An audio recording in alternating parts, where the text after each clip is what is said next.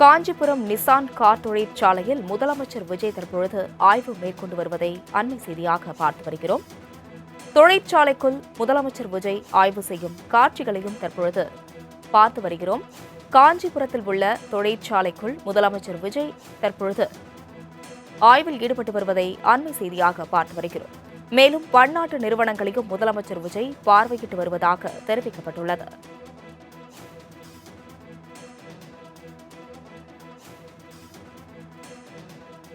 Nissan car தொழிற்சாலையில் முதலமைச்சர் விஜய் தற்பொழுது ஆய்வு செய்து வருவதை அண்மை செய்தியாக பார்த்து வருகிறோம்.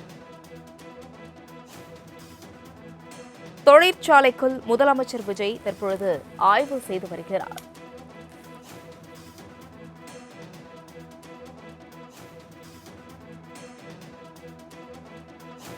போரகடத்தில் உள்ள தொழிற்சாலையில் முதலமைச்சர் விஜய் ஆய்வு செய்து மேலும் பன்னாட்டு நிறுவனங்களையும் பார்வையிட்டு வருவதை அண்மை செய்தியாக தற்பொழுது பார்த்து வருகிறோம். நிசான் கார் தொழிற்சாலையிலும் முதலமைச்சர் விஜய் ஆய்வில் ஈடுபட்டுள்ளதாக தெரிவிக்கப்பட்டுள்ளதை அண்மை செய்தியாக பார்த்து வருகிறோம்.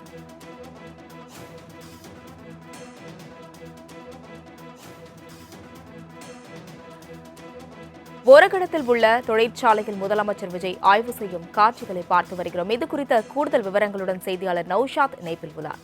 நௌஷாத், வணக்கம். தற்பொழுது பன்னாட்டு நிறுவனங்களை முதலமைச்சர் விஜய் ஆய்வு செய்து பார்வையிட்டு வருகிறார். இது குறித்த கூடுதல் விவரங்களை வழங்கலாம். வணக்கம் அஸ்வினி.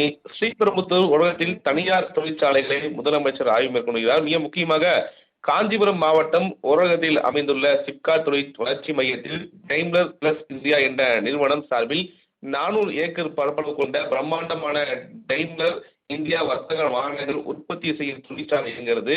இந்த நிறுவனம் தமிழக அரசுடன் ஒப்பந்தம் செய்துள்ளது. குறிப்பாக பாரத் பென்ஸ் மற்றும் மெர்சிடிஸ் பென்ஸ் முத்திரையிடப்பட்ட பஸ் சேஸ்களையும் உற்பத்தி செய்கிறது.